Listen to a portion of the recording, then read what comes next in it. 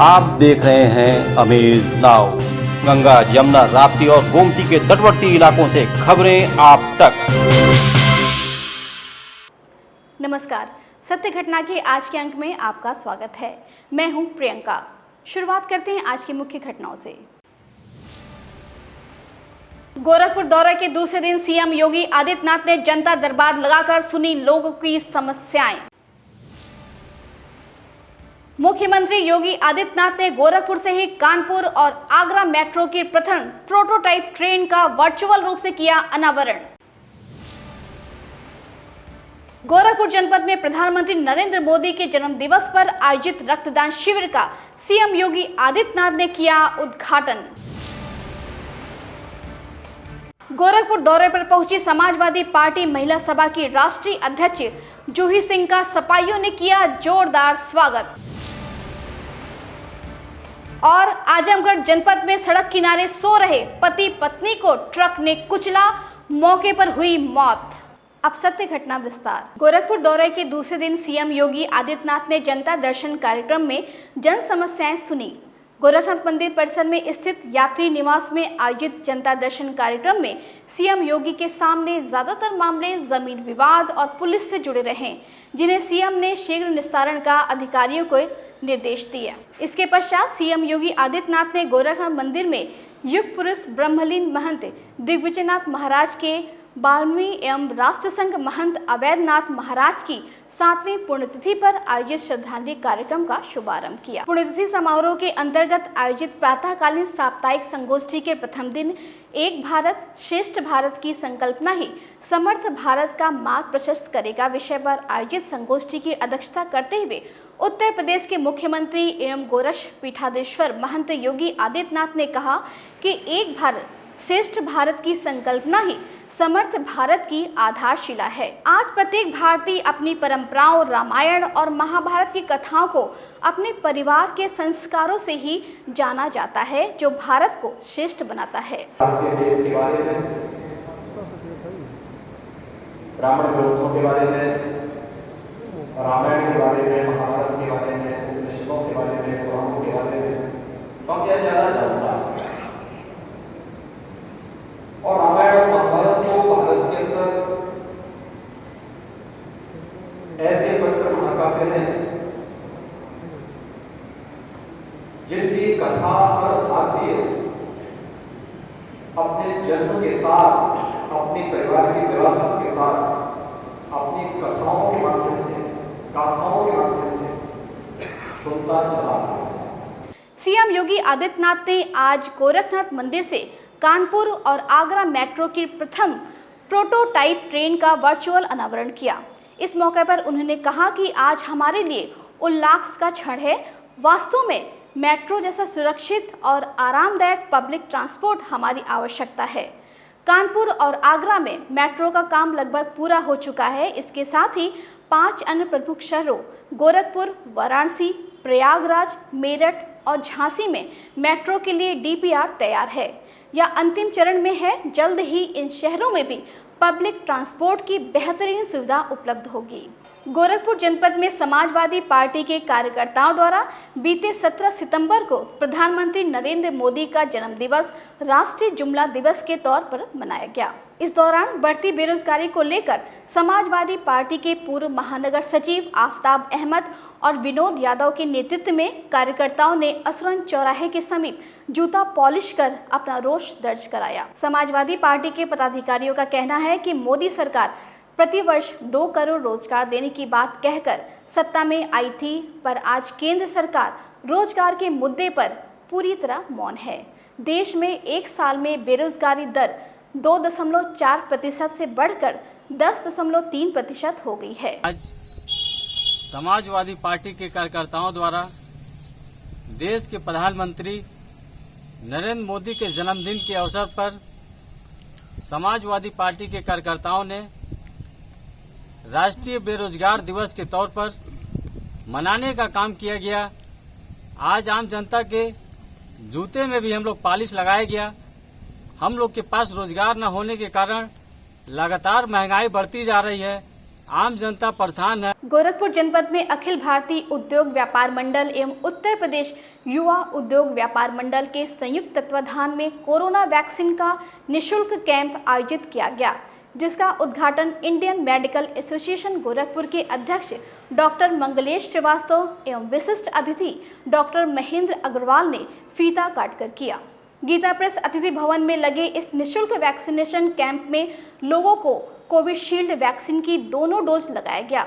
इस मौके पर मुख्य अतिथि डॉक्टर मंगलेश श्रीवास्तव एवं डॉक्टर महेंद्र अग्रवाल ने कहा कि प्रधानमंत्री नरेंद्र मोदी के नेतृत्व में भारत ने इतने कम समय में जो कोरोना वैक्सीन का निर्माण किया, उस कार्य की पूरे विश्व में प्रशंसा हो रही है। हमारे यशस्वी प्रधानमंत्री भाई नरेंद्र दास मोदी जी का जन्म दिवस है और इस जन्म दिवस पर देश ने ये एक लक्ष्य रखा है कि कम से कम 2 करोड़ का वैक्सीनेशन हो जाए। आप सोचिए, वो व्यक्ति के जो दिन रात महामारी के पीछे लगा हुआ था और 1 साल के अंदर वैज्ञानिकों को प्रेरित करके उनके कुशल निर्देशन में ये वैक्सीनेशन तैयार हुआ और ये वैक्सीन जो है भारतवर्ष में 1 नहीं 2 नहीं और लगभग अब तीसरी भी आने वाली है। तो आप समझिए कि ये हमारे देश की कितनी बड़ी उपलब्धि है। ये निश्चित तौर से बहुत आवश्यक था और आज इसकी आवश्यकता हमें लग रहा है। महानगर में जल जमाव की समस्या को देखते हुए आज समाजवादी पार्टी के ग्रामीण विधायक प्रत्याशी विजय बहादुर यादव इलाहीबाग स्थित बंधे पर लगे रेगुलेटर की स्थिति का जायजा लेने के साथ ही आसपास के जल जमाव से प्रभावित क्षेत्रों का भ्रमण भी किया। आपको बता दें कि जल जमाव की स्थिति पैदा होने के कारण लोगों को काफी दिक्कतों का सामना करना पड़ रहा है, जिसकी वजह से उनमें नगर निगम प्रशासन के प्रति आक्रोश भी है। इसी क्रम में स्थानीय निवासियों की शिकायत मिलने के बाद समाजवादी पार्टी के ग्रामीण विधायक प्रत्याशी विजय बहादुर यादव ने जल जमाव से प्रभावित क्षेत्रों का जायजा कर लोगों को हर संभव मदद दिलाने का भरोसा भी दिया। मीडिया से बात करते हुए विजय बहादुर यादव ने बताया कि हमारा मुख्यमंत्री योगी आदित्यनाथ से निवेदन है कि 10 रेगुलेटर में से केवल 4 ही रेगुलेटर पंप चल रहे हैं, बाकी पंपों को भी जल्द से जल्द सही करवाया जाए, जिससे जल जमाव की स्थिति ना पैदा हो और लोगों को कुछ राहत मिल सके। देखिए, आज नहीं, यह समस्या जब से बरसात प्रारंभ हुई है, यह तब से समस्या बनी हुई। हमारे साथ वजुल्ला जी पार्षद हैं इस क्षेत्र के, नरसिंहपुर वार्ड के, वह भी हैं, यहाँ के आम नागरिक हैं, विधानसभा अध्यक्ष जितेंद्र यादव जी हैं, सबके साथ अनवरत सुबह 8 बजे से चल रहे हैं। कल भी इलाहीबाग पंप आए थे, पार्षद जी भी थे, अन्य लोग भी थे। कल 4 पंप केवल चल रहे थे, यहाँ 10 पंप है। इसको अपडेट करवा के अपनी सरकार में ही हम लोगों ने अपडेट करवाया था। आज पंप खराब पड़े हैं। हमारा बहुत बड़ा आग्रह है कि सीएम सिटी है, कम से कम यह काम मार्च से लेकर मई तक पंपों की रिपेयरिंग हो जानी चाहिए थी और डीजल का पर्याप्त प्रबंधन करके जब नदी का स्तर ऊंचा होता है तो पानी पंप के माध्यम से निकाला जाता है। आज दुर्भाग्य है इस शहर का कि जो शहर मलबे में रहने के लिए मजबूर है। भारतीय मजदूर संघ जिला इकाई गोरखपुर के तत्वाधान में राष्ट्रीय श्रम दिवस एवं देव शिल्पी भगवान विश्वकर्मा की जयंती के पावन पर्व पर एक भव्य शोभा यात्रा निकाला गया। यह शोभा यात्रा यांत्रिक कारखाना गोरखपुर के मेन गेट से निकाली, जो Dharamshala engineering gate, platform number 9 road, Kauwa Bagh लेखा महाप्रबंधक प्रमुख मुख्य कार्मिक अधिकारी कार्यालय से होते हुए संघ के केंद्रीय प्रेम कार्यालय पर आकर समाप्त हुई। इस दौरान केंद्रीय कार्यालय पर संघ के पदाधिकारियों द्वारा संगोष्ठी का आयोजन भी किया गया। संगोष्ठी के दौरान संगठन के जिला मंत्री एवं सहायक महामंत्री बजरंगी दुबे और पूर्वोत्तर रेलवे पेंशन समिति के सहायक महामंत्री अवधेश कुमार श्रीवास्तव ने विश्वकर्मा जयंती को राष्ट्रीय श्रमिक दिवस एवं राजभाषा हिंदी को राष्ट्रभाषा घोषित करने की मांग भी किया। इस मौके पर क्षेत्र प्रमुख राकेश सिंह, जिला प्रभारी केपी त्रिपाठी, संजय त्रिपाठी, रविंद्र कुमार पांडे, राजेश सिंह, सुरेंद्र कुमार यादव, जनार्दन सिंह सहित अन्य पदाधिकारी मौजूद रहे। विश्वकर्मा जयंती को भारतीय मजदूर संघ की स्थापना दिवस से ही मनाया जाता है और चूँकि एक भारतीय मजदूर संघ राष्ट्रीय श्रमिक दिवस के रूप में इसको मनाता है और विश्वकर्मा जयंती के रूप में मनाता है। क्योंकि इसका प्रचार प्रसार और हर आम जनता भी पहुँचे। पहले तो हम लोग अपने कार्यस्थलों पर विश्वकर्मा जयंती मनाया करते थे, लेकिन इस बार भारतीय मजदूर संघ के राष्ट्रीय कार्य समिति में निर्णय लिया गया कि हम लोग दैनिक जो नित्य जो पूजा करते हैं विश्वकर्मा भगवान की, उसके साथ साथ आम जन को भी जागरूक करने का काम करेंगे। हम विश्वकर्मा जयंती क्यों मनाते हैं और विश्वकर्मा जयंती का महत्व क्या है। आज इंजीनियरिंग के क्षेत्र में जो भी काम होते हैं उसके सबके जन्मदाता श्री श्री विश्वकर्मा भगवान जी हैं।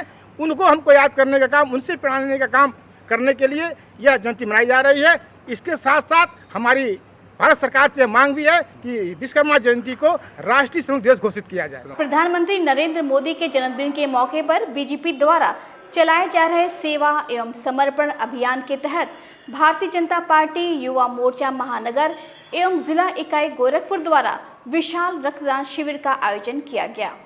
इस रक्तदान शिविर का उद्घाटन सीएम योगी आदित्यनाथ ने फीता काटकर किया, जिसमें 71 लोगों द्वारा रक्तदान किया गया। इस मौके पर भाजपा क्षेत्रीय अध्यक्ष धर्मेंद्र सिंह, युवा मोर्चा के क्षेत्रीय अध्यक्ष पुरुषार्थ सिंह, युवा मोर्चा के जिलाध्यक्ष दुर्गेश दुबे, नीरज सहित अन्य लोग मौजूद रहे। अपने गोरखपुर दौरे पर पहुंची समाजवादी पार्टी महिला सभा की राष्ट्रीय अध्यक्ष जूही सिंह का बेतिहाता स्थित समाजवादी पार्टी कार्यालय पर पार्टी के कार्यकर्ताओं और पदाधिकारियों ने फूल मालाओं के साथ जोरदार स्वागत किया। इस दौरान राष्ट्रीय अध्यक्ष जूही सिंह के द्वारा बहरामपुर दक्षिणी के रहने वाली संध्या सहानी, जो नाव को खुद चलाकर स्कूल जाती थी, उसे समाजवादी पार्टी कार्यालय पर साइकिल और नगद धनराशि देकर सम्मानित किया गया। इसके साथ ही महानगर के सभी वार्डों में जल जमाव की समस्या को लेकर उन्होंने नाव में बैठकर अपना विरोध भी दर्ज कराया। मीडिया से बात करते हुए महिला सभा की राष्ट्रीय अध्यक्ष जूही सिंह ने बताया कि महानगर में जल जमाव की समस्या को देखते हुए हम अपने साथ नाव लाए हैं, जो इस समय काम आए। मीडिया के बंधुओं ने लिखा था कि गोरखपुर में इतना पानी भरा है, यहाँ आना हो तो नाव को लेकर आए, तो नाव से हम आए हैं लखनऊ से, हम नाव से आगे चलेंगे। मुख्यमंत्री का क्षेत्र है, बाढ़ आई हुई है और नाव चल रही है, सड़कें तो है नहीं। तो आपके अनुरोध पर, आपके दिशा निर्देश पर समाजवादी पार्टी नाव से चल। अभी आप गोरखपुर के भ्रमण पे है, लगता है कि जल जमाव है, तो समस्याएं हैं, भयंकर समस्या है। कॉलोनियों में पहली बार पानी घुस गया है और विधायक के यहाँ पानी घुस गया है। शासन प्रशासन सरकार सब बेखबर है, क्योंकि उनको जनता के मुद्दों से कोई मतलब नहीं है। पानी घुसने से, बाढ़ आने से सांसद कहाँ है? मुख्यमंत्री वर्चुअल कुछ कर रहे होंगे।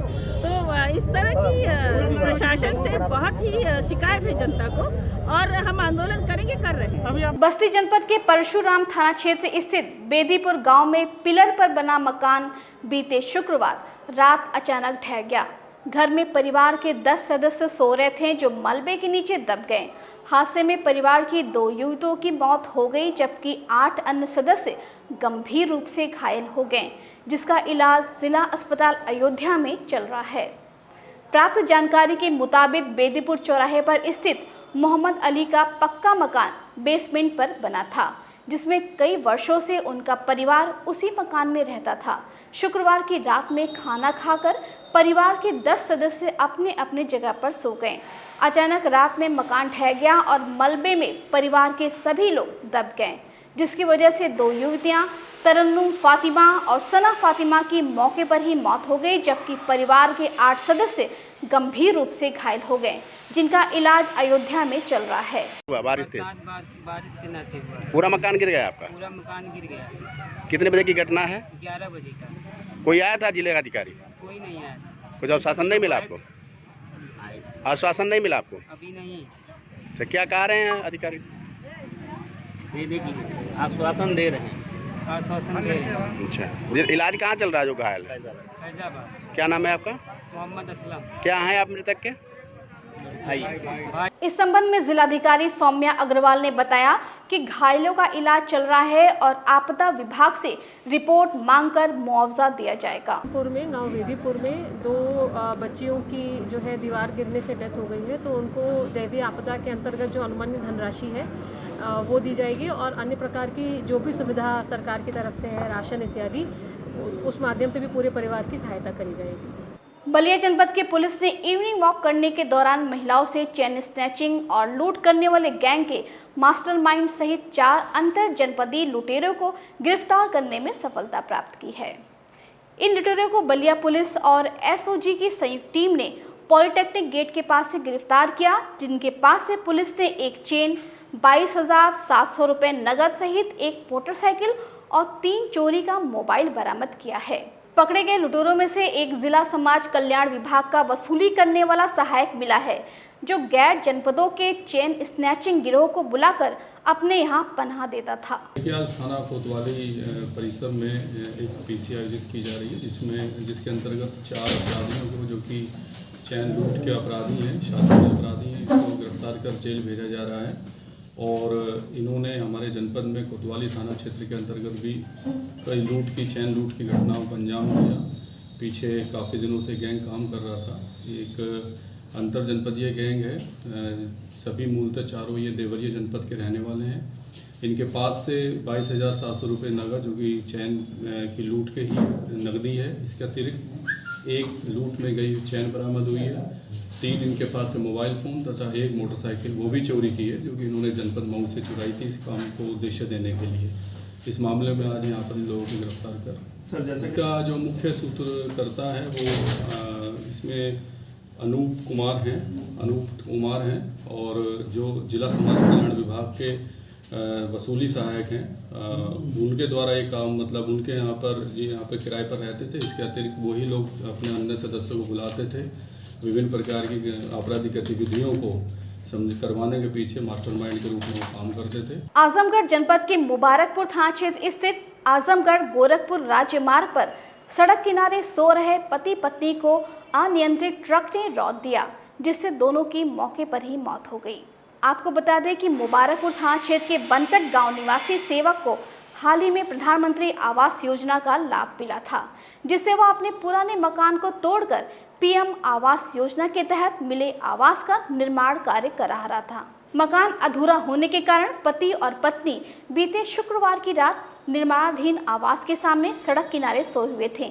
देर रात जीयनपुर की तरफ से जिला मुख्यालय आ रही एक ट्रक ने अनियंत्रित होकर सड़क किनारे सो रहे पति और पत्नी को रौंद दिया, जिससे दोनों की घटनास्थल पर ही मौत हो गई। वहीं ट्रक चालक ट्रक को छोड़कर फरार हो गया। मौके पर पहुंची पुलिस ने दोनों शवों को कब्जे में लेकर पोस्टमार्टम के लिए भेज दिया। जीयनपुर के तरफ से लगभग 1 बजे रात्रि में ट्रक आजमगढ़ की तरफ जा रहा था, जिसमें कि एकदम बाएं पटरी पर लाके बिजली का पोल तोड़ते हुए ट्रक आगे बढ़कर उनके चबूतरे की दीवार तोड़ते हुए उन दोनों पति और पत्नी को रौंदते हुए ट्रक आगे बढ़ा। आगे ईंटा रखा हुआ था, जो ईंटे का चट्टा लगा था, चट्टे के कारण से आगे ट्रक नहीं बढ़ पाया, इसलिए उसको वहीं रुकना पड़ा। बाकी ट्रक भागना चाहा बैक करके, लेकिन वो भाग नहीं पाए। ये लोग कहाँ सोए थे? ये लोग बारिश के बिजली ना होने के कारण अपने चबूतरे पे खाट डाल के सोए हुए थे और चबूतरे पर ट्रक तोड़ते हुए खाट को रौंदते हुए और लोगों को रौंदते हुए निकल आगे बढ़े। भारतीय जनता पार्टी के प्रदेश उपाध्यक्ष एवं विधान परिषद सदस्य AK शर्मा पूर्वांचल के 2 दिवसीय दौरे के दौरान आज गोरखपुर पहुंचे, जहां उनका भारतीय जनता पार्टी के कार्यकर्ताओं ने जोरदार स्वागत किया। इस दौरान प्रदेश उपाध्यक्ष AK शर्मा पिपराइच में भारतीय जनता पार्टी द्वारा आयोजित प्रबुद्ध वर्ग सम्मेलन में सम्मिलित हुए। मीडिया से बात करते हुए प्रदेश उपाध्यक्ष AK शर्मा ने बताया कि आगामी 2022 विधानसभा चुनाव में एक बार फिर भारतीय जनता पार्टी की पूर्ण बहुमत के साथ सरकार बनेगी। आगामी इलेक्शन में भारतीय जनता पार्टी पहले से भी ज़्यादा सीटें लेकर के विजयी होगी और भारतीय जनता पार्टी की सरकार बनेगी। सत्य घटना के आज के अंक में बस इतना ही। तेज, सटीक और ताज़ी घटनाओं को जानने के लिए जुड़े रहें आप अमेज नाउ के फेसबुक पेज, यूट्यूब चैनल और वेब पोर्टल से। इसी के साथ अनुमति दीजिए। नमस्कार।